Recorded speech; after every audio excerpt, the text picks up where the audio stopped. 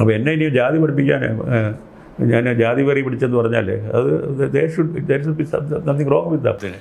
പക്ഷേ അതേസമയം government schedule caste schedule ട്രൈബിന് കൊടുക്കുന്ന ഒരു വിളവെടുക്കാൻ കൊടുക്കുന്ന തുക 1.5 കോടി രൂപയാണ്. സിനിമയിൽ 2 ജാതിയേ ഉള്ളൂ, കാശുണ്ടാക്കുന്നവനും കാശില്ലാത്തവനും. കേരളത്തിലെ ഇപ്പോഴത്തെ ഏറ്റവും ഹീറോസും മുസ്ലിംസാണ്, ക്രിസ്ത്യാനി പോലും അല്ല. 20 വയസ്സാവുന്നതിന് മുമ്പ് വാല് മുറിച്ച ആളാണ് ഞാൻ. ഞാൻ ഉണ്ണിത്താനാണ്. അടൂർ ഗോപാലകൃഷ്ണൻ എന്ന് പറയുന്നത് ഗോപാലകൃഷ്ണൻ ഉണ്ണിത്താനാണ്. എനിക്ക് അന്ന് ജാതി മതമൊക്കെ അപ്പം ഞാൻ കളഞ്ഞതാണ്. നമസ്കാരം. അടൂർ ഗോപാലകൃഷ്ണൻ എന്ന പേര് സിനിമയിൽ ഉയർന്നു കേൾക്കാൻ തുടങ്ങിയിട്ട് 50 ആണ്ടുകൾ പിന്നിടുമ്പോൾ 1000 പൂർണ്ണചന്ദ്രന്മാരെ കണ്ട് നവതി നിറവിലെത്തി നിൽക്കുകയാണ് നമുക്കിടയിൽ ഈ വിശ്വപ്രസിദ്ധ സിനിമാ സംവിധായകൻ.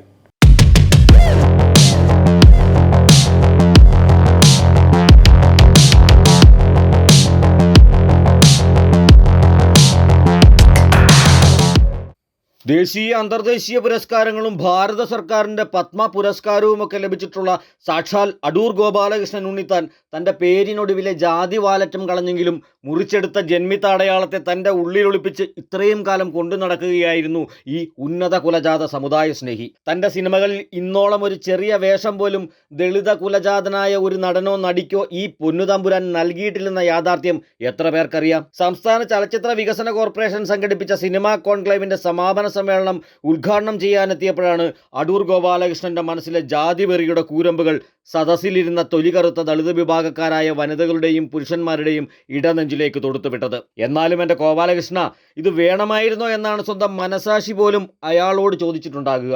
കൊടിയേറ്റം, സ്വയംവരം, എലിപ്പത്തായം, മുഖാമുഖം, മതിലുകൾ, വിധേയൻ, നിഴൽക്കൂത്ത്, ഒരു പെണ്ണും 2 ആണും, അനന്തരം, 4 പെണ്ണുങ്ങൾ തുടങ്ങി ദിലീപിനെ നായകനാക്കി ഇദ്ദേഹം ഒടുവിൽ സംവിധാനം ചെയ്ത പിന്നെയും എന്ന സിനിമകൾ വരെ പരിശോധിച്ചാൽ നായരും നമ്പീശനും വർമ്മയും നമ്പൂതിരിയും പിന്നെ കുറെ ഉണ്ണിത്താന്മാരുമല്ലേ നിങ്ങളുടെ സിനിമയിൽ ഓരോ കഥാപാത്രങ്ങളെയും അവതരിപ്പിച്ചത്? മമ്മൂട്ടിയും KPSC അസീസും ബഹദൂറും പ്രൊഫസർ അലിയാരും അടക്കമുള്ള 3-4 മുസ്ലിം സമുദായക്കാരല്ലാതെ മറ്റു സമുദായക്കാരായ എത്ര നടീനടന്മാരെയാണ് സ്വയം കേമൻ അവകാശപ്പെടുന്ന ഈ സംവിധായകൻ സിനിമയിലേക്ക് കൈപിടിച്ചുയർത്തിയിട്ടുള്ളത്? അടിയാളവർഗ നടന്മാരെയും നടികളെയും പാട്ടുകാരെയും സംവിധായകരെയും അവരുടെ കഴിവിനെയും അന്നും ഇന്നും തീണ്ടാപ്പാടകലെ നിർത്തിയ ഇദ്ദേഹത്തെ വിഖ്യാത സിനിമാക്കാരനെന്ന് അരിയാഹാരം കഴിക്കുന്ന ആരെങ്കിലും വിളിക്കുമോ? ദളിതരായ ഒരാൾക്ക് പോലും തൻ്റെ ചിത്രങ്ങളിൽ അവസരം കൊടുത്ത് വളർത്താത്ത ഒരു സിനിമാക്കാരനാണ് ഗോപാലകൃഷ്ണൻ ഉണ്ണിത്താൻ എന്ന് നെഞ്ചു വിരിച്ചു നിന്ന് A to Z news Malayalam 24 വിളിച്ചു പറയും.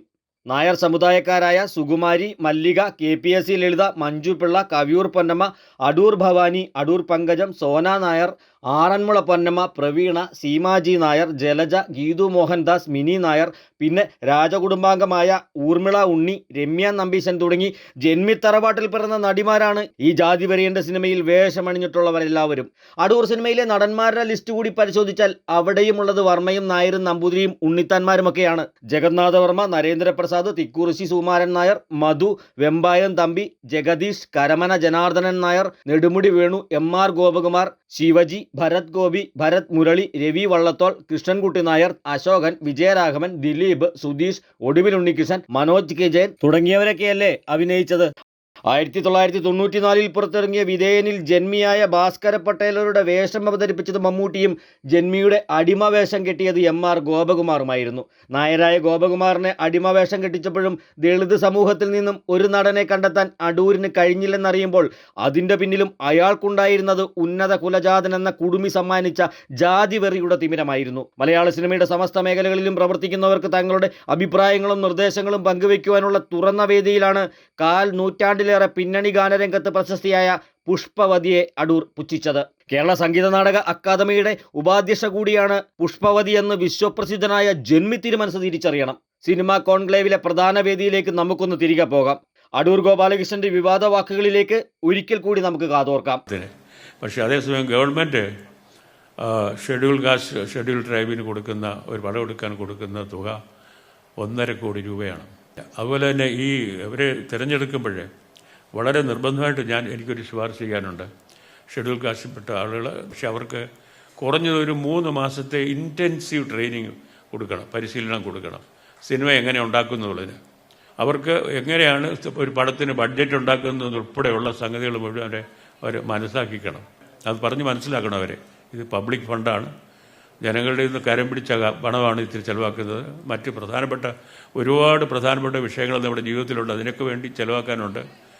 ജനങ്ങളുടെ നികുതി പണത്തിൽ നിന്നും 1.5 കോടി രൂപ ദളിതരായ സ്ത്രീ പുരുഷ സിനിമാക്കാർക്ക് പടം നിർമ്മിക്കുവാനും സംവിധാനം ചെയ്യുവാനുമായി കൊടുക്കുന്ന പ്രവണത ശരിയല്ല. ഇവർ ആദ്യം സിനിമ എന്തെന്ന് പഠിക്കട്ടെ, അതിനവർക്ക് ആദ്യം ട്രെയിനിങ് കൊടുക്കൂ. ഇത് പറയാൻ താങ്കൾ ആരാണ് മിസ്റ്റർ? ദളിതന് വേണ്ടി 1.5 കോടിയുടെ ബജറ്റ് ഉണ്ടാക്കിയിട്ട് ചലച്ചിത്ര വികസന കോർപ്പറേഷൻ 1,10,00,000 രൂപ മാത്രമാണ് നൽകുന്നത് എന്നറിയില്ലേ അംബാനെ? 1965 പൂനെയിലെ സിനിമാ പഠനം കഴിഞ്ഞ് തിരുവനന്തപുരത്ത് കുളത്തുങ്കൽ ഭാസ്കരൻ നായരെ കൂട്ടുപിടിച്ച് ചിത്രലേഖ എന്ന പേരിൽ സിനിമ നിർമ്മാണ കമ്പനി ഉണ്ടാക്കിയത് ഓർമ്മയുണ്ടോ താങ്കൾക്ക്? കൊല്ലത്തെ കശുവണ്ടി മുതലാളി രവീന്ദ്രനാഥൻ നായരല്ലേ നിങ്ങളുടെ പല ചിത്രങ്ങൾക്കും പണം മുടക്കിയത്? എലിപ്പത്തായവും മുഖാമുഖവും നിഴൽക്കൂത്തും കേരളത്തിൽ എത്ര പേർ കണ്ടു? വിശ്വവിഖ്യാതരായ സത്യജിത്ത് റേ, മൃണാൾ സെൻ എന്നിവരുടെ മറപിടിച്ച് നിങ്ങളുണ്ടാക്കിയ സിനിമകളിലെല്ലാം നായരും നമ്പൂതിരിയും മാത്രമല്ലേ അഭിനയിച്ചത്? ഏതെങ്കിലും ഒരു ചിത്രം സാമ്പത്തികമായി നേട്ടമുണ്ടാക്കിയോ?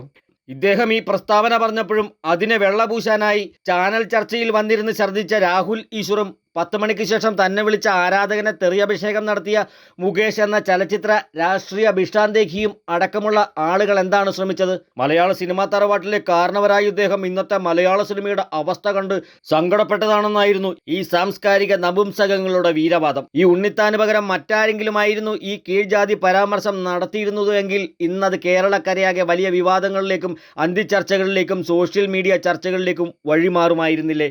ഉന്നത വിദ്യാഭ്യാസ മന്ത്രി ആർ ബിന്ദു താങ്കളെപ്പറ്റി പറഞ്ഞതാണ് ശരി. വിശ്വ ചലച്ചിത്രവേദിയിൽ വിഹരിച്ചിട്ട് കാര്യമില്ല. ഹൃദയവികാസമുള്ള മനുഷ്യനായി മാറാൻ അടൂർ ഗോപാലകൃഷ്ണന് കഴിയണം.